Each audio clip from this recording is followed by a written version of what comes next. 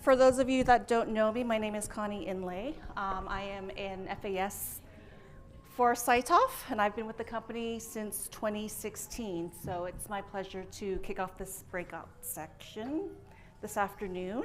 Similar to Anna Belkina, I also like this image of the iceberg. I guess I don't have to explain to you the power of Cytometry as a tool because it allows for a comprehensive and simultaneous profiling of cells all on a single tube. And what I like about this image of the iceberg is it lets us reflect on how surface markers really just give us part of the picture. It's when you add things like signaling and cytokines and other intracellular markers that you can get more information about the key players, about cellular responses and behaviors. And so what's highlighted here are just some clinical studies revolving around clinical trials in which intracellular markers were key in helping to identify markers for, biomarkers for identification of drug targets as well as biomarkers of response in response to certain immunotherapeutic agents. And so there's valuable insight gained when you have wider coverage in your panels. You were introduced earlier to our latest instrument, the XT Pro. I won't spend too much time on it for this talk other than to reiterate the improvements in sample throughput, as well as some additional features like 21 CFR Part 11 compliance. There's improved robustness of hardware. There's things like a new injector, and software has been enhanced, and so I'll talk about the software today as it relates to new features in our debarcoder. Specifically as it relates to some of our newish barcoding reagents, our TMAL barcoding reagents, which I'll give you more details about.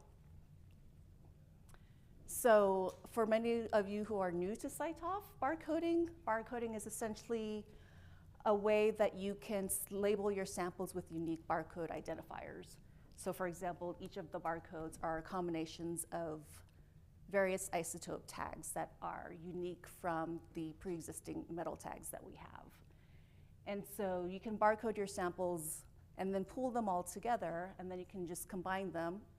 And there's many advantages to this, like improving data consistency and batch variations, which you can see down here with reduced CVs as well as tighter signals in barcoded samples compared to non-barcoded samples. Because you're handling fewer tubes, you can improve things like workflow efficiency and reduce consumable consumption and things like that. And of course, it enables scaled up experiments. You can increase the throughput of the samples that get higher throughput. So how would you use barcoding? So I wanted to highlight a real world application of barcoding from this paper that came from Chris Tape's lab. He's based in the UK, and I believe he was a summit speaker last year. So many of you may be already familiar with this work, but for those of you who aren't, for this particular study, they were interested in understanding the mechanisms which drive tumor cells, basically, in a colorectal tumor microenvironment. And so what they did was explore how cell extrinsic and cell intrinsic cues could co-regulate epithelial cell fate. So in order to do that, they generated colonic organoids and plated them or cultured them in the present, so the colonic organoids were either wild type or housed a number of different oncogenic mutations. They were cultured in the presence of other stromal components like fibroblasts, and then additionally perturbed with a number of different stromal ligands, different combinations of stromal ligands. And so what you see here is the permutation of all their different conditions that they did. And ultimately, it comes out to a lot of different conditions. And to help streamline their workflow, they generated a unique barcoding scheme. And I might add that all of these conditions were done in triplicate, so that's quite an impressive feat. So they generated a unique barcoding scheme, which they termed TOBIS, which stands for thiol organoid barcoding in situ. And essentially, they were able to multiplex up to 126 samples altogether for a single acquisition. So once they barcoded their samples, they were able to stain with their epithelial phenotyping and signaling panel and run their samples. And what their results indicate is that basically stromal signals, so extrinsic cues as well as intrinsic cues from mutations, regulate distinct cell fates in the colonic epithelial. So basically the mechanism is that fibroblasts can polarize these colorectal cancer cells into a slower proliferating revival stem cell phenotype, whereas oncogenic signals can shift these cells into a more hyperproliferative cell type. And there's always this crosstalk between these extrinsic and intrinsic cues, but ultimately the presence of these oncogenic mutations dominate and interfere with the extrinsic cues, and so it essentially traps these cancer cells, or these colorectal cancer cells in this cancerous state. So again, relating to barcoding, up until recently, our main barcoding reagents were either the 20-plex palladium barcoding kit, which works well with fixation antibody panels compatible with fixation, and it works across universal cell types, so it's cell agnostic. We also have our anti-CD45 live cell barcoding reagents, which allows for profiling of immune cells from either mouse or human samples. And so now we've got our T-mal barcoding reagents. These are tellurium metals that are in a tellurofene ring that's bound to a maleimide functional group, maleimide group.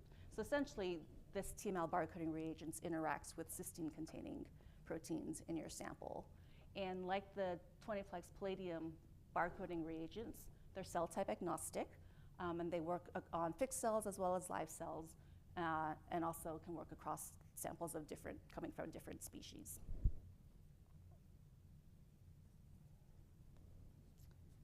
So a little bit more about these T-mal barcoding reagents. We have 7 different isotopes that range from 122 to 130. So again, they don't overlap with any of the metal tags that you would have in your panel or any of the cell ID reagents. They're cell type agnostic and universal, and what's shown here is a 7-choose-3 scheme. So an individual barcode would consist of 3 different combinations of these 7 different isotopes. So with the 7-choose-3 scheme, you can multiplex up to 35 samples. In the paper that I just highlighted, they multiplex 126 samples using the T-mal. So you can include our cisplatin isotopologues, and you can do something like a 9-choose-4 scheme, and that's a way that you can multiplex up to 126 samples.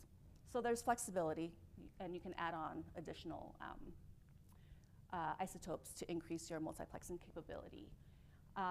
This will work on live or fixed cells, again, across different species. And right now, the format is such that you can mix your barcodes themselves. So you basically make your own barcodes.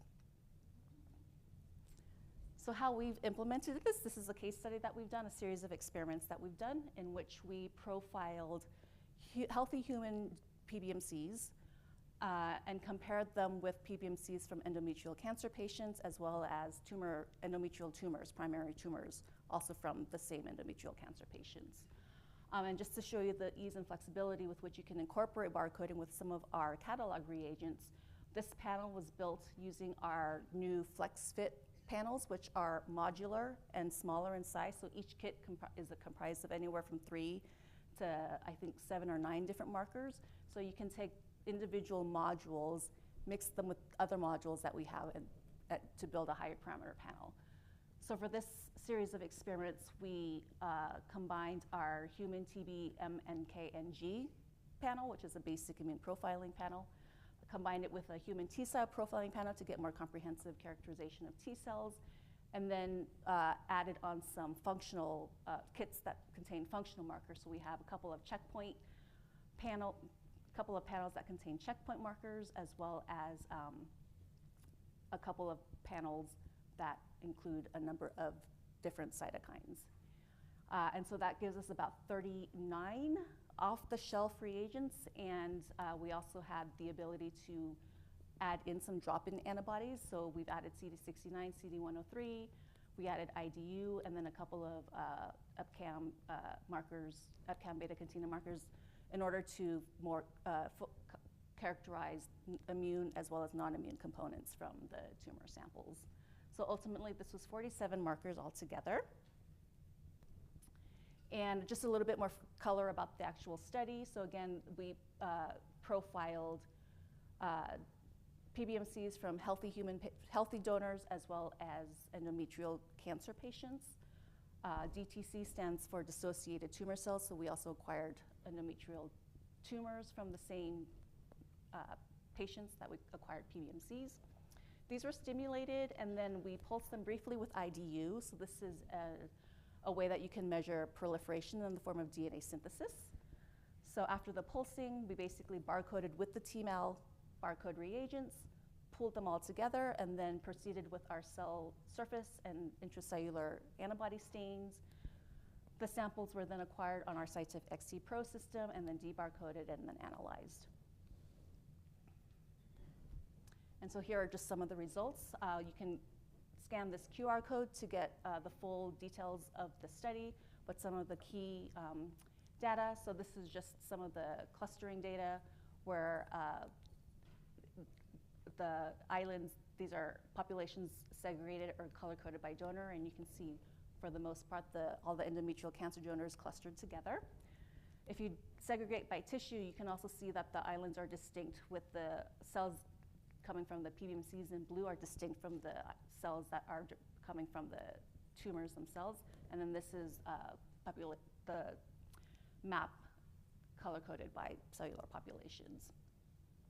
And so what we've shown here, because we also included cytokines, we stimulated these cells with PMMA and ionomycin. And what you see here are expression profiles of the various cytokines. And so on the top row, we've got CD4 T cells, and you can see discrete populations of cells that are expressing IL-2, TNF, interferon gamma, all of those popular cytokines that Annabelle Kena was talking about earlier.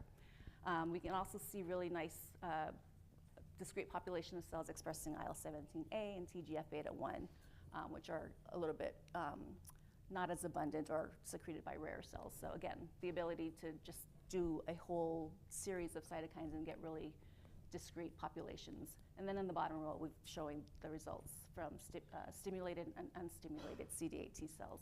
So we've got some expression of IL-2, TNF, interferon gamma. You can also see the differences in the expression or the cytokine production between the PBMCs as well from the tumor cells, the T cells coming from the tumor cells.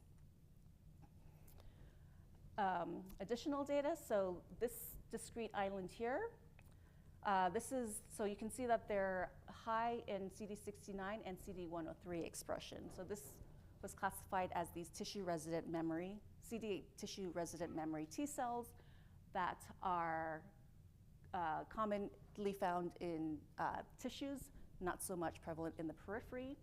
And because the microenvironments are different between the blood and the tumors, we were able to pull out this population with the expression, with some of these activation and checkpoint markers. So that's what's seen here is the hierarchical clustering. And you can see that these activation and checkpoint markers closely correlate with one another.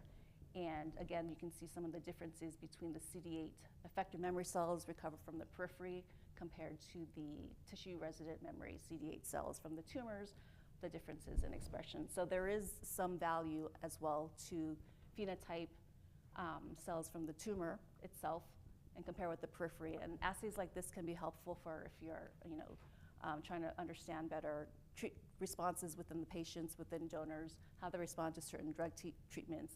And the information can be important in terms of stratifying patients based on their response or even for biomarker development. So hopefully I've conveyed to you how feasible and flexible and to incorporate TML barcoding reagents, as well as utilizing our FlexFit modular panels to build into the high plexity. All of these antibodies have already been validated, and the panel works well. So, and then for the last couple minutes, I just wanted to spend some time talking about deep barcoding software. So right now we have a few options, right? So we've got our Cytometry software. Currently, the Cytometry software that is on XTs and Helios can only manage barcoded samples that are 20-plex or less. And it's strictly restricted to the 6choose3 barcoding scheme. But with the XT Pro, and then there's Cytof 9.2 software, which can also be installed on XT instruments, there's more flexibility in terms of you can change the names of the metals. Right now, on the older versions, you can it sticks to being called the palladium channels, even though you can change the metal tags. With the newer software, you can use you have more flexibility in the schemes. So there's a button that you can click and you can download templates for 6choose3, 7choose3, or 9choose4. So it can manage barcoded samples that are 20-plex all the way up to 126. And again, you can input any metal tag. So now it can accept 89Y, and you can enter the cadmium metals as well as the TMELs. So you can do custom barcoding schemes. You can increase the number of barcodes.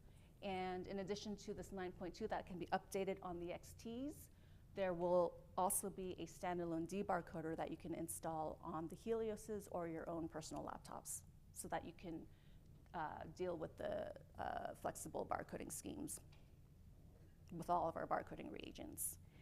And so with that, I think that's my last slide, and I'll end here with this slide that showcases the advantages of Cytof, which I'm sure many of you know well by now. But just to reiterate, with Cytof, you've got sample multiplexing, reducing technical variation, and improved efficiency. We have a number of different barcoding reagents now that you can increase your barcoding schemes. The new instrumentation, excuse me. So hopefully all of this will encourage you to start your Cytof experiments if you haven't started them already, and you can get quality and reproducible data.